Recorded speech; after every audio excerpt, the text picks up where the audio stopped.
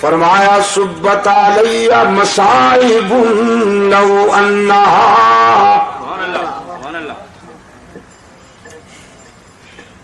صبت علی مصائب لو انہا صبت علی الایام سرنا لیالیا.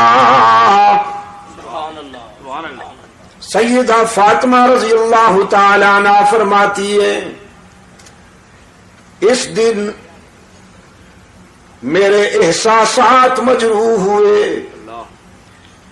میرے جذبات زخمی ہوئے، جس دن رحمت عالم صلی اللہ علیہ وسلم نے یہ دنیا چھوڑ دی.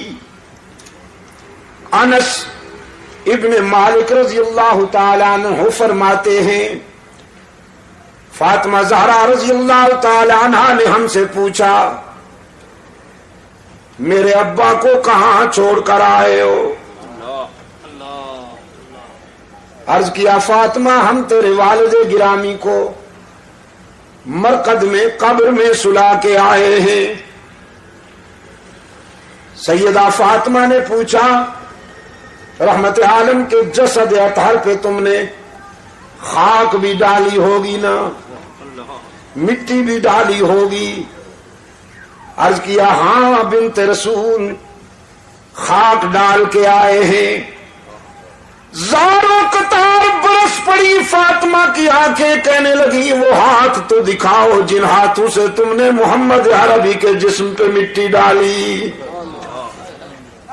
وہ دل کہاں سے لائے تھے، وہ دل کہاں سے لائے تھے کہ تم نے رحمت عالم صلی اللہ علیہ وسلم کے جسم پہ مٹی ڈالی؟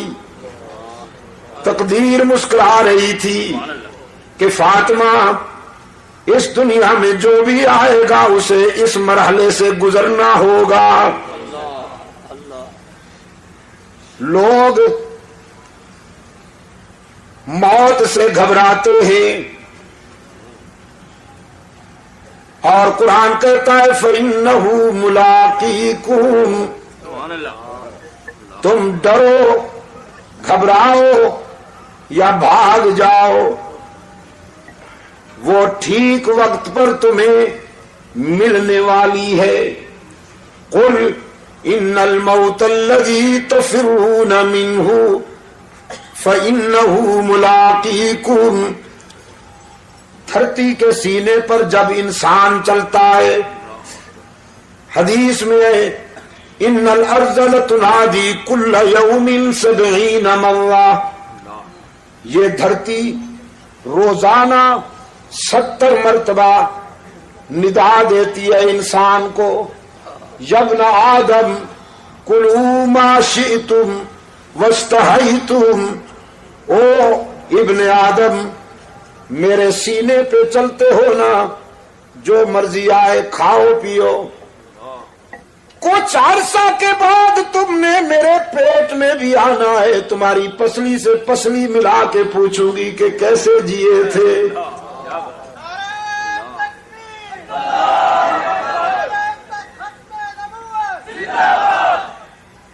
اپنی راحتوں میں انجام کو نہ بھول جانا، اپنی خوشیوں میں موت کو نہ بھول جانا کہ وہ ٹھیک وقت پہ آنے والی ہے. ابن ادہم بڑے روشن ضمیر ہیں، بادشاہ تھے، زر و سیم کی فراوانی تھی، خدام کا لشکر ہر وقت ان کے اشارہ ابرو کا منتظر ہوا کرتا تھا. خواب گاہ میں پہنچے، سلیپنگ روم میں، بیڈ روم میں پہنچے. وہ خادمہ بیچاری کنیز جو شاہی بستر بچھایا کرتی تھی، بادشاہ کا بستر بچھاتے ہوئے آرزو پیدا ہوئی کہ چند لمحے اس پر ذرا سو کے تو دیکھوں کتنی راحت ملتی ہے. بستر پہ چند لمحوں کے لیے سوئی. جسم جو مٹی پہ لیٹا کرتا تھا، سنگریزوں پہ لیٹا کرتا تھا، وہ اطلس و کم خواب کی چادروں والے شاہی بستر پہ لیٹا تو نیند نے اپنی آغوش میں دبوچ لیا اس کنیز کو. نیند کی وادی میں چلی گئی. اتنے میں ابراہیم ابن ادہم ہاتھ میں درہ لے کر بیڈ روم میں داخل ہوا، خوابگاہ میں داخل ہوا. دیکھا کنیز میرے بستر پہ سو رہی ہے. غصے اور جلال میں پاگل ہو گیا. اس کو جگائے بغیر درے لگا لگا کر سزا دیتے ہوئے یہ سمجھانے لگا کہ تجھے جرت کیسے ہوئی کہ بادشاہ کے بستر پہ سو گئی ہو. وہ بیچاری سٹ پٹا کے اٹھ بیٹھی. پہلے روئی، پھر ابن ادہم کی طرف دیکھ کر مسکرائی. شاہی مزاج میں یہ دونوں ادائیں سمجھ میں نہ آئیں. ابن ادہم کہنے لگا تیرا رونا تو سمجھ گیا ہوں کہ درے پڑے ہیں، ہنستی کیوں ہو؟ وہ کنیز کہنے لگی ہنستی روئی تو اس لیے ہوں کہ تیرے درے نے میرا چمڑا ادھیڑ ڈالا ہے، اور ہنستی اس لیے ہوں کہ اس بستر پہ 5 منٹ سوئی ہوں تو 5 چابک نقد لگ گئے ہیں. جو ساری زندگی سو رہا ہے پتہ نہیں اسے کتنے چابک سہنے پڑیں گے.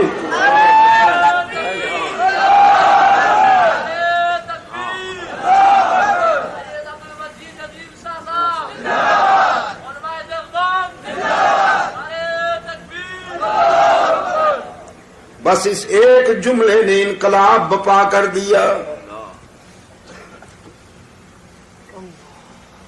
تاج اتارا، شاہی لباس اتارا، ساری رات مصلے پر روتا رہا،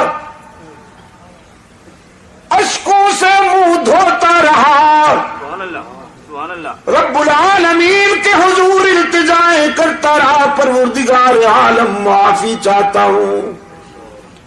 صبح ہوئی، مشیروں وزیروں کو بلا کر نظام سنبھالنے کو کہا. تخت سنبھالو، بادشاہی تمہارے حوالے کرتا ہوں. مجھے تو زندگی کی حقیقت ایک کنیز نے سمجھا دی.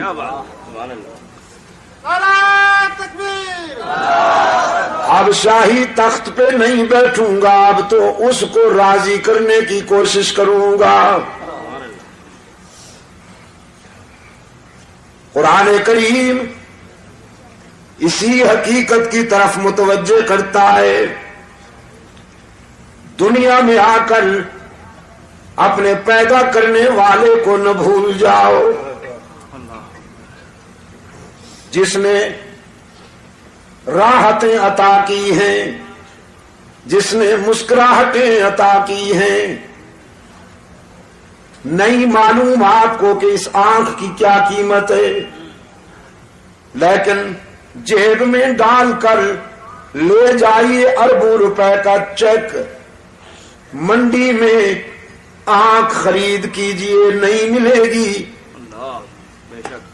اس نے بغیر کسی قیمت کے یہ نعمت تجھے عطا کر دی. قرآن کریم یاد دہانی کراتا ہے، أَلَمْ نَجْعَلْ لَهُ عَيْنَيْنِ وَلِسَانًا وَشَفَتَيْنِ وَهَدَيْنَاهُ النَّجْدَيْنِ.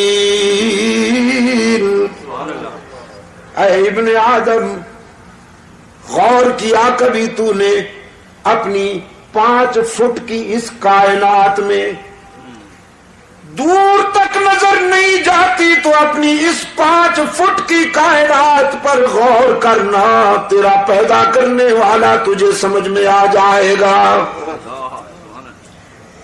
تیرے چہرے میں یہ دو چراغ جلانے والا کون ہے؟ تیرے گوشت کے ایک ٹکڑے کو دیکھنا سکھا دیا، گوشت کے ایک ٹکڑے کو سننا سکھا دیا، گوشت ہی کے ایک ٹکڑے کو بولنا سکھا دیا۔ تو پختونستان میں رہتا ہے تو یہ پشتو بولتی ہے، انگلستان میں رہتا ہے تو یہ انگلش بولتی ہے، پنجاب میں رہتا ہے تو یہ پنجابی بولتی ہے، سندھ میں رہتا ہے تو یہ سندھی بولتی ہے، عرب میں رہتا ہے تو یہ عربی بولتی ہے، چین میں رہتا ہے تو یہ مکھیوں کی طرح بھن بھنا کر چینی بولتی ہے۔ جہاں تو رہتا ہے وہاں یہ اسی زبان میں اسی لہجے میں تیری نوکری کرتی ہے۔ زبان بدلنے کی ضرورت نہیں، اسپیئر پارٹس کی دکان پر جانے کی ضرورت نہیں۔ ہاتھوں کو قوت لامسا عطا کی، پاؤں کو قوت ماشی عطا کی، دماغ کو قوت حافظہ عطا کی۔ رب العالمین نے فرمایا وَفِي أَنفُسِكُمْ أَفَلَا تُبْصِرُونَ۔ کبھی اپنی ذات پہ غور کرو نا، ہم نے تمہاری ذات میں بھی عبرت اور بصیرت کے بہت سارے مناظر دکھائے ہیں تمہیں۔ جب اس قدر مہربانی کی ہے تو پھر تمہاری جبین بھی میرے سوا کسی کے آگے نہیں جھکنی چاہیے۔ قرآن پاک نے فرمایا ام کنتم شہداء اذ حضر یعقوب الموت اذ قال لبنیہ ما تعبدون۔ یاد ہے کچھ؟ جب یعقوب پر موت آئی اپنے بیٹوں کو بلایا اور بیٹوں کو بلا کر یہ نہیں کہا تمہارے لیے ملیں بنا کے جا رہا ہوں، ذرا اچھی طرح سے سنبھالنا، جاگیروں کا خیال کرنا، کوٹھیوں اور بنگلوں کا خیال کرنا۔ نہیں، یعقوب علیہ السلام نے اپنے بیٹوں کو بلا کے فرمایا ما تعبدون من بعدی، بیٹو میرے بعد کس کی عبادت کرو گے، میرے بعد کس کے سجدے کرو گے، میرے بعد کس کے آگے دامن پھیلاؤ گے، میرے بعد کس کو ہر جگہ موجود مانو گے، میرے بعد کس کو مسجود و معبود مانو گے، علام الغیوب مانو گے۔ ام کنتم شہداء اذ حضر یعقوب الموت اذ قال لبنیہ ما تعبدون۔ پھر بیٹے بھی پیغمبر کے تربیت یافتہ تھے، سب نے نعرہ لگایا نعبد الہک و الہ آبائک ابراہیم و اسماعیل، ہم وعدہ کرتے ہیں ابا جان اللہ ہی کی عبادت کریں گے جو ابراہیم کا معبود ہے، جو اسماعیل کا الہ ہے۔ ہم تیرے سبق کو نہیں بھولیں گے، تیری وراثت کی لاج رکھیں گے، تیرے بتائے ہوئے راستے پر پوری زندگی گزار دیں گے، اللہ کے سوا کسی کو معبود نہیں مانیں گے۔ ہمارا الہ کون ہے؟